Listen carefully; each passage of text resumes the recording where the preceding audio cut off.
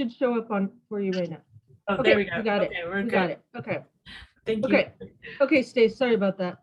Okay, so this is a PowerPoint that we gave at our Cattlemen's update in January of 2022. And I want to run through these slides. I'm not going to spend a lot of time on, the bruising, the dark cutters. I'm going to go through that relatively quickly because since we have Marty Matlock on this call, I think one of the important things, if you're not aware, is the meat and poultry processing expansion program. And in the last 2 days, I've had to really dig into the meat of this because we have some applicants that would like to apply. And I would like to go over kind of what's required because it's really not fitting what we're having going on in Nevada. So with that, let's start with these 20 slides and going through. We have a very large team. Myself, I write the grants and kind of direct, and I'm just directing traffic. Kaylee Chapin runs our Beginning Farmer and Rancher Development Program, which we have 2 certification programs going on currently, one small acreage and one is farm to fork. She also is in charge of trying to track down USDA regulation. What is the Talmadge-Aiken rules, producers that call about custom versus USDA inspected. Carol Bishop is our economist. She's down in Southern Nevada. She knows the numbers. So she is helping entities put together enterprise budgets, cash flows, that type of stuff. Lindsay Chichester, she's located in Douglas County on the western part of the state. She has, and you'll hear her name later when I start talking about the private business that we're trying to help get into business, because in her area, while her expertise is livestock quality assurance, she is in a urban rural area where plants want to try to exist, but are getting beat down like no tomorrow by local community residents and regulatory compliance. Now, Charlie Mora, he is basically our butcher. And so anything that comes about how we're getting our mobile unit USDA inspected, our HACCP plans, our standard operating procedures, we work with him very closely, as well as Hamilton DeMello, our meat scientist. And we just brought on a new team member, Jamie Lee, to try to put all of our booklets together for mobile slaughter. Whether you believe it or not, nobody tells you how to do anything, and nobody will let you come visit.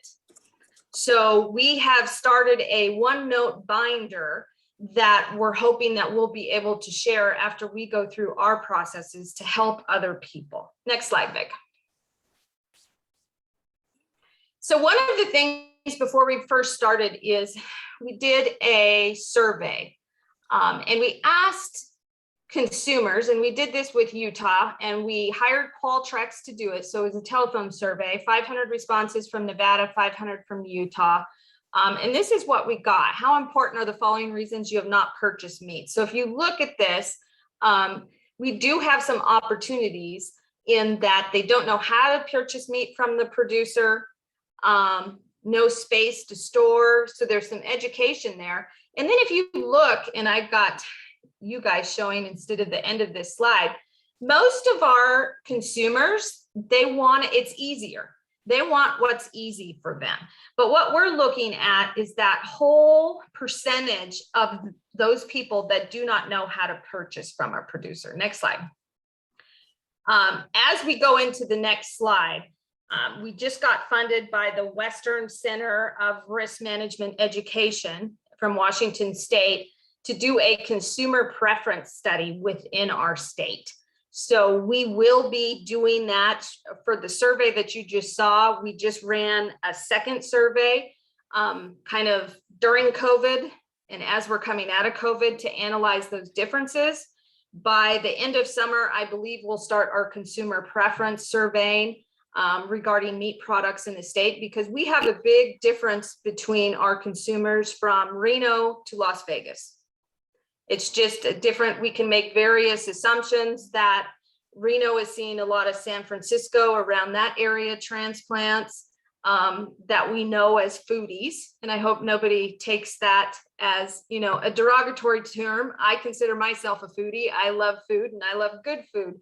But we're seeing a lot of transplant from the Las Vegas area, from LA and that area, and they just have different preferences. So that's really why we need to do the research that we're doing.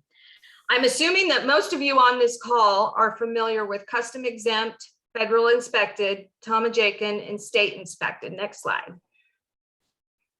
Now we're going to just go over this really quick. So a lot of people with custom exempt, there are ways that you can sell an animal to others under custom exempt.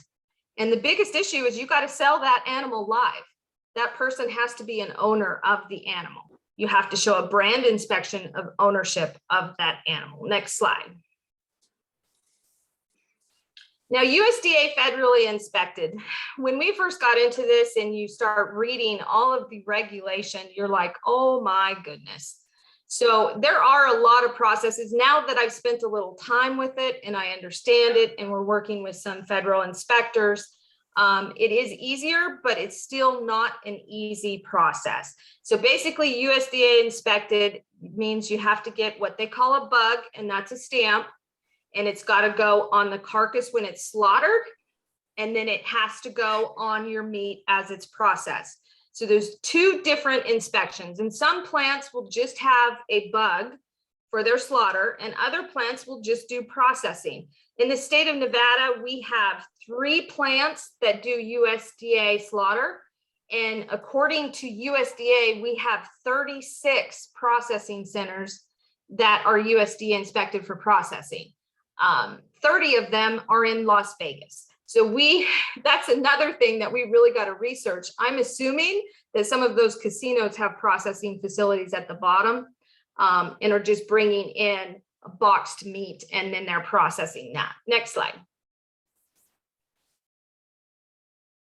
So Talmadge Aiken, this is something that in Nevada, we just have custom exempt or we have USDA inspected. Our system, we do not have anything in between or further. And Talmadge Aiken is a lot of discussion where you can get into a cooperative agreement with USDA.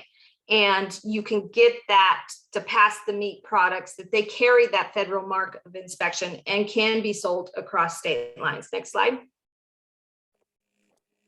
State inspected. And we're hoping that Nevada will take the initiative to implement this program. Our Nevada Department of Ag is discussing it. We had a big issue in that our Nevada Department of Ag last year tried to regulate custom exempt and hold custom exempt to the same standards as USDA inspection. So it caused a huge uproar and a lot of contention. And I think they're taking that step back and they're looking at state inspection. Now, just because you're state inspection or state inspected doesn't mean that you don't have to meet the USDA FSIS regulations. State inspection is the same as USDA inspection. So I do want to make that clear because some people think, oh gosh, if the state inspects, it's going to be easier than USDA. No, it's not. You're going to have the same type of criteria. I think what is helpful in a state program is your people are there within the state. So you have state people that are working within the regulation too, and there's more education provided. USDA is just overwhelmed right now. So they try to help you, but with us, we just resubmitted our USDA FSIS application for inspection. And they told us, hey, you got to wait 2 months before we'll even look at it. So, which helps us because we're still getting our mobile site ready, but it's still a problem. Next slide. Now, these are the ones I'm just going to flip through, and I hope Vicki can make the PowerPoint available to you, but product quality. And this is something that Lindsay Chichester wants to spend a lot of time on. So next slide. So looking at when your animal is ready to slaughter and looking at those different parts. And Roy Lemon gave us this type of analogy that we look at. And this is one thing that you can go over and just tell when your animal's ready to slaughter. Next slide. Dark cutters, what does that mean? And dark cutters are caused by stress. You know, have you ever had that animal, maybe let's give you an example, at a slaughter yard that jumped the fence, you had to chase him for 10 miles, and then you get him back in, you knock him down, well, there's going to be an impact to that meat. Next slide. And that impact is going to be a different coloration in the meat. Now, I personally have never seen this in beef, but I have seen it in wild game. When you shoot that deer and it doesn't go down, and you're looking for it to put it down, and you finally put it down and you get your meat and you're like, oh, this is a little bit darker. So just something to be aware of. Next slide. Bruising. Now this goes into your animal handling and your quality assurance of your meat. It does cost the industry some money there. Next slide. And bruising looks like in the next slide, you can see this. So on the carcass on the left, you're going to see that bruising on the back.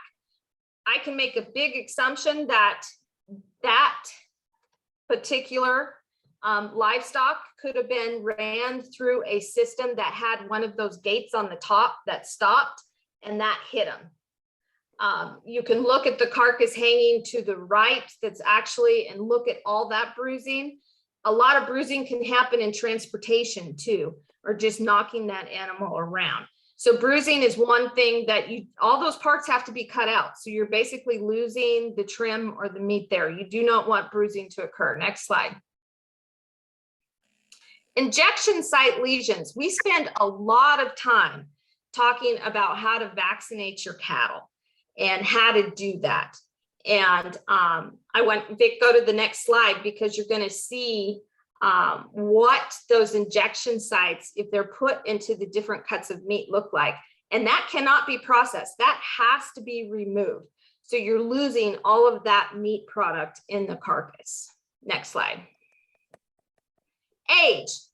Now this is interesting, and this is something that I had to learn. There's a big difference in your standard operating procedures if you're going to kill livestock over 30 months of age, or you're going to keep everything under 30 months of age.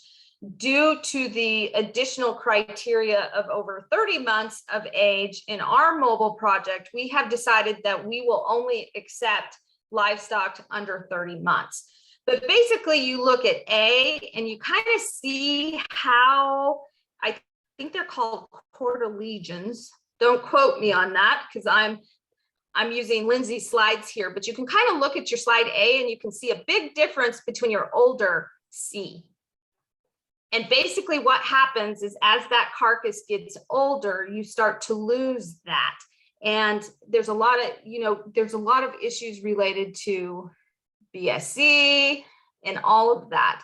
And I just have a question. There's probably people out there, do you know how a USDA inspector measures age usually in the slaughter process? For us in our mobile unit, we had to put a little hook where the animal's head, after it's deheaded, will go on that hook so the USDA inspector can look at the teeth. And that will have to happen. It's in our HACCP and our SSOPs. So that's something we're going to have to look at. Vic, next slide. Okay, this is just an official USDA quality grades, and it shows you basically, this is just one per trail. It's not, how everything goes, but usually you're looking at, your prime, your choice, your select, and your standard. So I'm just going to go to the next slide because I want to get into some of these mobile slaughters. So our project, next slide. What we did is we applied for CARES Act money in 2020. So you can see how long it's taken us to get where we are. Next slide. We contracted with Black Venom out of Idaho Falls to build us a 30-foot long, it's 30-foot long, 8.5 square feet wide, and 13.5 feet high mobile unit. We wanted something we could pull with a Dodge dually. Next slide. The first 10 feet is a refrigeration unit, and if you look on the right, that's assigned into the cooler.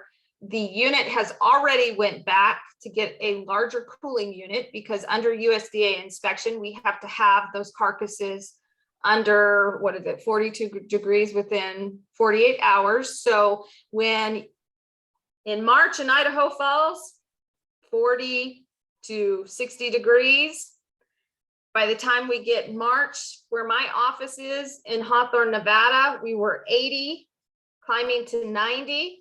By the time we hit 90 to 100 degrees, we could not cool that unit. So it had to go back. It's doing fine. The only thing we have now is our coils on the refrigeration unit freeze up a little bit. So we're looking at putting a timer in to like shut it off for 10 or 15 minutes at a time to unfreeze those coils. On the left, you're looking at basically the slaughter area. So you can see, if you look in there, you can see the sanitation for the saw. There's sanitation for the knives. They're on the left. If you come down to the end, you're going to see a sink there. There's some hoses, and you're going to see winches there. Go ahead, Vic. I hope I have a slide of the back end. I do. Okay.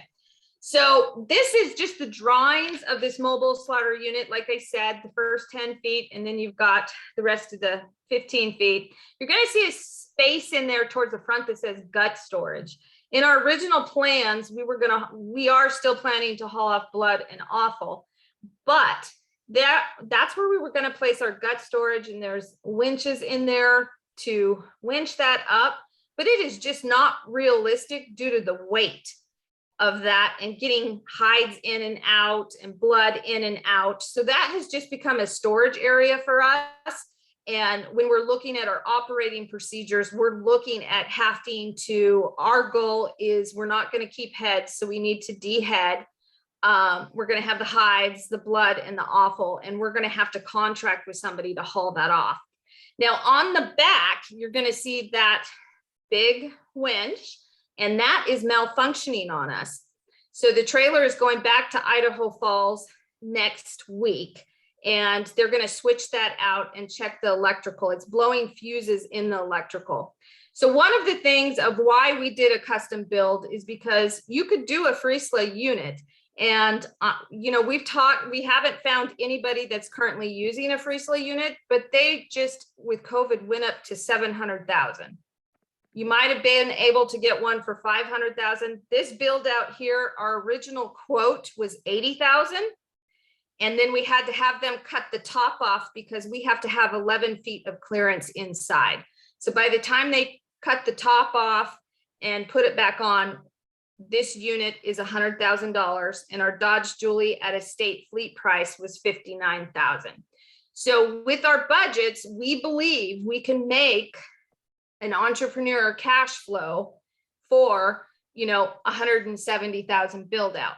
Now, one of the things that we're working with now, if you go back to build that due to inflation and the things that are happening, this same trailer, they're estimating now, if you were to contract them, would be around right around 150,000.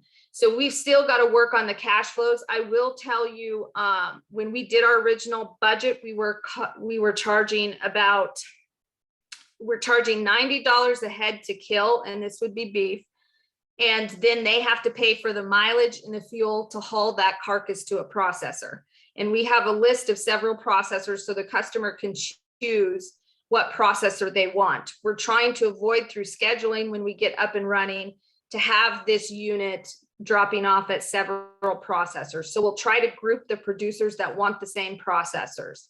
But we charge, and we are charging right now, we're doing some custom to make sure the trailer stays going and everything is working until we can get to USDA inspection, which was the suggestion of USDA at the time. Keep everything working.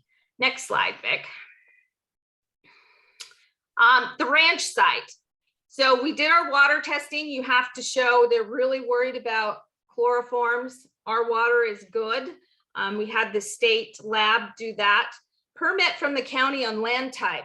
I talked to the county just last week on this site, and because we're a mobile unit, they believe we can have a temporary special use permit. We're not there all the time.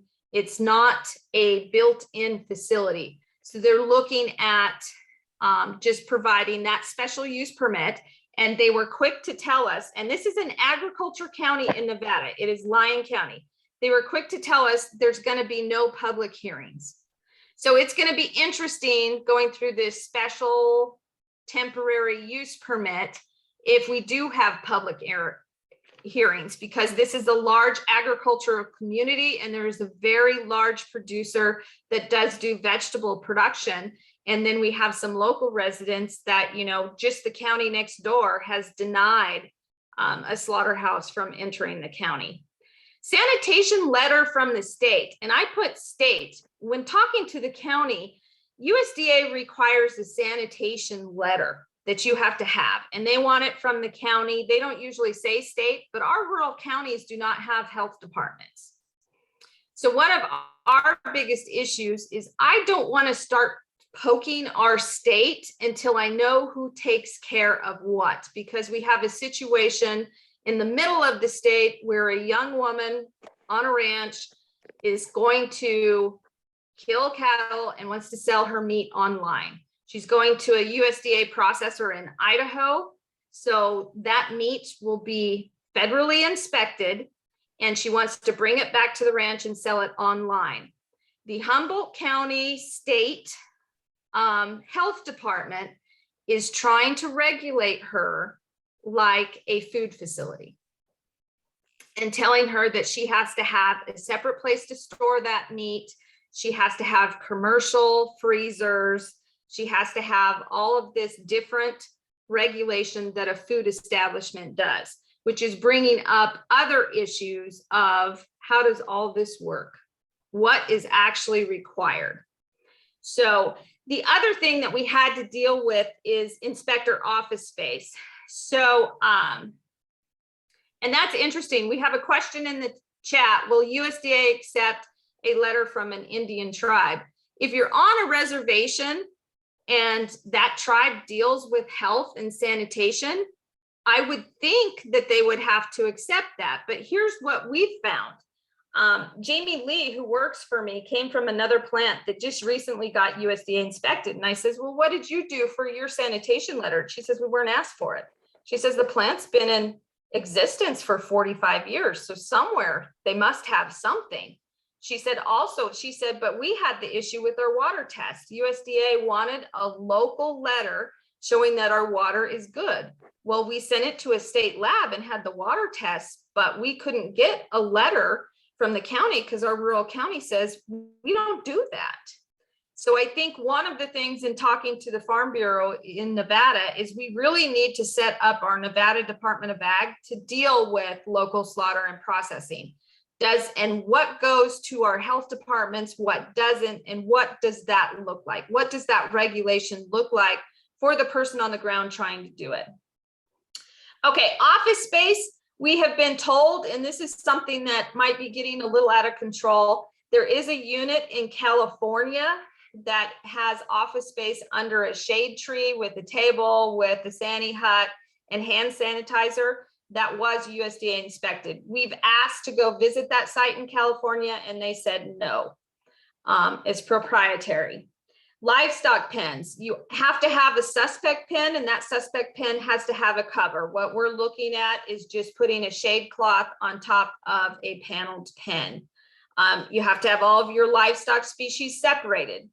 Your kill box and stunning. Right now we have a pre-fert chute that opens on the side.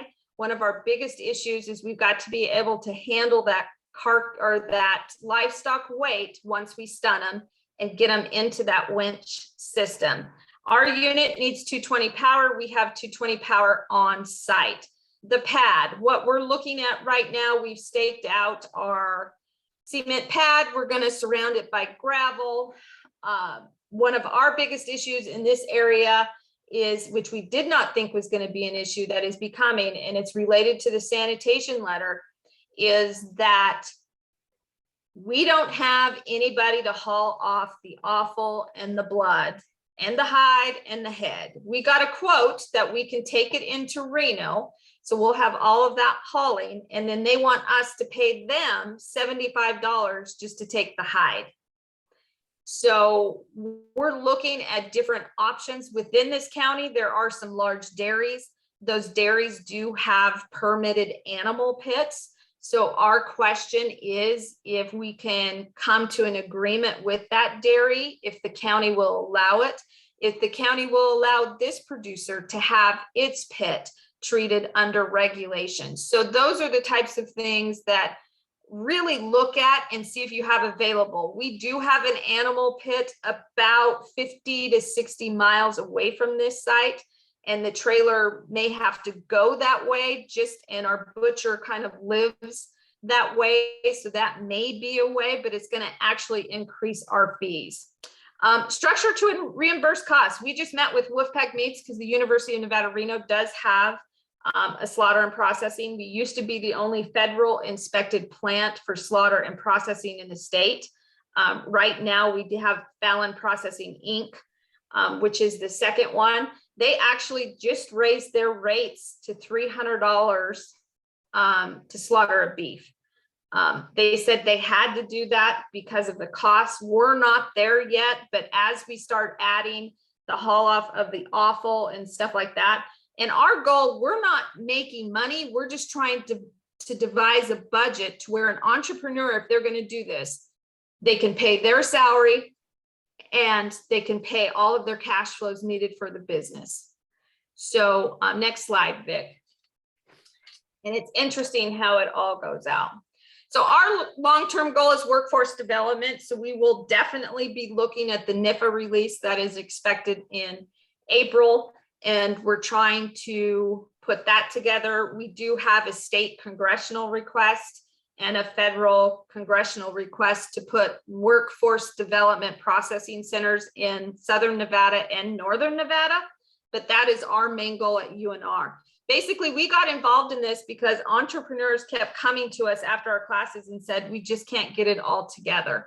So our team really had to decide, are we going to stay on the outside and provide all the regulations and then tell somebody this is how you do it? Or are we going to jump into the weeds and figure out how to do it? I'll tell you, this is the hardest thing I've ever had to do in my 22 years in extension. Next slide.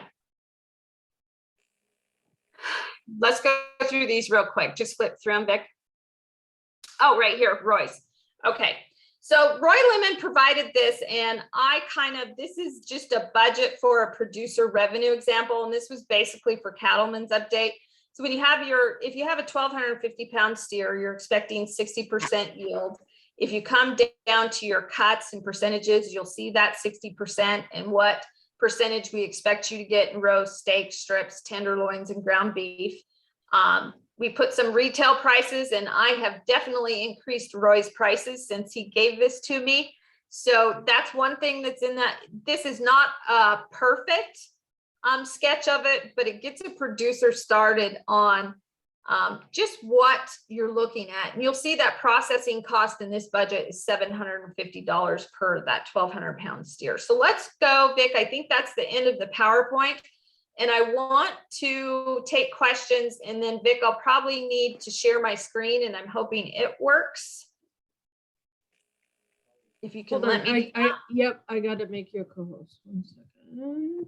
Okay, there you go. So I want to get into. Okay, stay. This is the meat and poultry processing. You see it? Yeah, you're just coming in and out. We'll try. Okay. Okay, so this is the meat and poultry processing expansion program application process.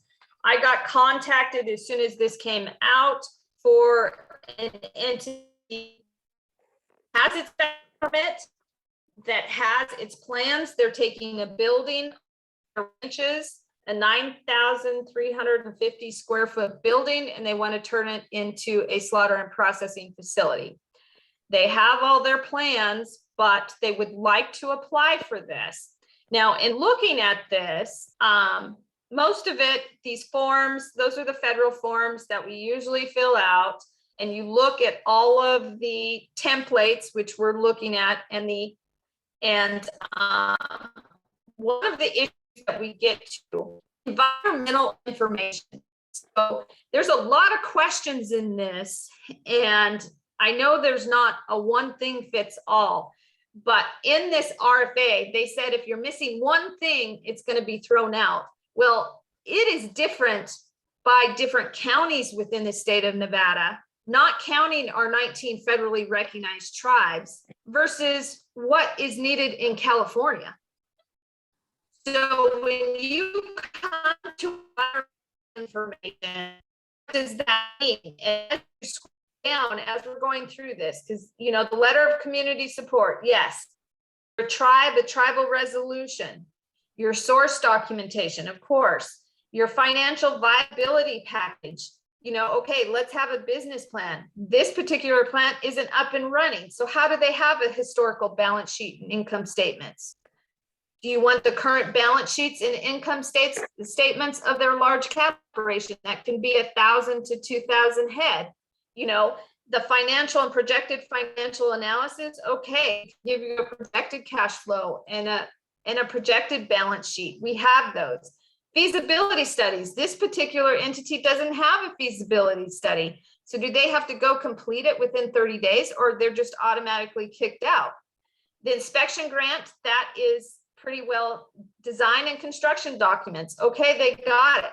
One of the biggest things they're worried about is NEPA compliance. When you apply for a USDA Natural Resource Conservation Service, you do have a form that you fill out for NEPA compliance. Is this the same? Or you start talking NEPA to these ranchers who have been impacted by sage grouse, that are impacted by all of the water rights issues. NEPA is a pretty scary thing. And with this entity, okay, they already got their special use permit from the county, and the county told them everything they have to do to meet environmental compliance. Does that mean that the county is under NEPA to make sure NEPA is needed? Or is this a whole new assessment that the feds are requiring just to access the program?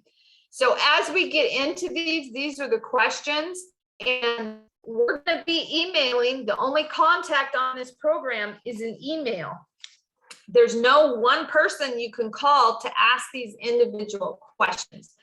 So I don't know if phase two, if Marty, if I'm putting you on the spot, if phase two is going to be different.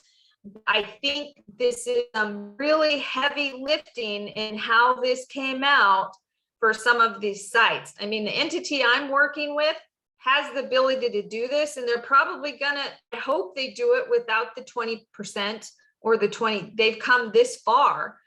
They're also looking at low interest loans, but this different compliance might be tough. It's going to be interesting to see, because it seems like it's either geared towards really shovel ready, which I think these guys are probably our most shovel ready in Nevada, or the big guys that can set their hire consultant that can get them a feasibility study in 15 days.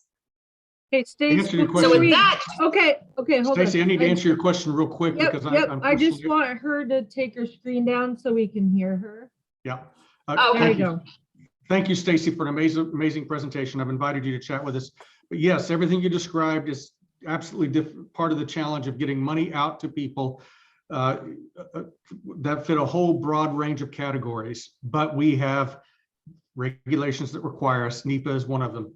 Our goal is not to restrict any access to anyone because of this process. So we're trying to stand up technical assistance right away. But phase one is very much for those programs that are ready to go, just need a little nudge to get over the top. And that's why we have that 20%, $25 million, whichever's less limit, is because it's for those programs that are already moving. They just need a little nudge right now to try to get help to them right now. But then moving to phase two, which the secretary has indicated will be available this summer, just as he indicated, phase one would be available this spring, and we got it out February 24th. We are learning from phase one, all the things you're describing, the barriers to tribal communities and to others, and how we can address them. We think that many of these things can be addressed with technical assistance, because many of the NEPA environmental guidelines are just check yes, no. And for most of our folks, they're not going to be under NEPA criteria, because they're mostly building facilities on existing developed lands. And they're generally not filling in wetlands or cutting down forests or destroying pothole region prairies to do this. And so those are all considerations that we have to take seriously. What we really take seriously are your comments, and they're critically important, so we can make this better in phase two. Phase two is really the big push. Phase one is to get it out the door as fast as we can so we can help those folks who are trying to get something done, but just need a little extra. And that's why we're not calling it shovel ready. It is really for those who have been on the path already. And that's why it has pretty much those baked in criteria. And we had to do that fast because we just don't have, we're trying to stand up all the other supporting elements with this, including technical assistance and workforce development. So we are so deeply appreciative of what you're doing. In fact, I have to leave right now because I'm going into a training session on how we're going to respond to all these questions. And I'm going to be working with the team at Rural Development to respond to all the emails we're getting at impept.usda.gov. I will be one of the responders to those. We have 270 plus emails already to respond to. I'll be working through the weekend to try to get those responses out because we have an April 11th deadline. And then what we're also going to do is set up calls so that you can call, if you want a conversation with us, you'll not just have a conversation with me, but with a team. So we'll have the experts on the call who can answer you right away. But thank you so much for all of this. And thank you for having me here. I'm available anytime. My email has my phone number on it. So email me, I'll respond. You can call me. I took 3 calls walking from the office to my apartment across the mall today. Just to be clear, we are trying to be accessible. This is not easy. Giving away federal dollars, taxpayer dollars shouldn't be easy, but we want it to be effective. And we want that means programs like the ones you described really are the types of programs we're trying to reach. But it's not easy. You got to, there's a lift on both sides. So help us work on that. And Wado, I must leave, but I will be available. Thanks, you. Marty. Yeah, so Stace Check also, is in the mail, Marty. Stace, I don't know if you saw in the chat, but Josiah really needed those comments too. So I don't know if you could maybe write them down. That would probably help Marty and Josiah. Yes, because I'm gonna be working with this entity because my thought process is for them to try to go after this phase 1. And if they're declined, I'm hoping that they will qualify for phase 2 or other opportunities that are out there.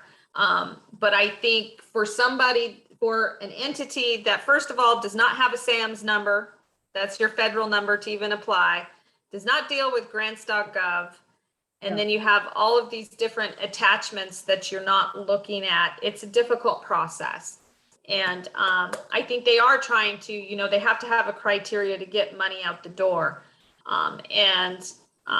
We've got to figure out how to help these entities because it's really needed. I mean, slaughter and processing is really needed where I'm at. Yeah, everywhere, especially when you go to tribes and their food deserts. So, right. Yeah, awesome presentation. Thank you so much. So much interest. We'll probably have to follow up again, but thank you for being willing to do this for us.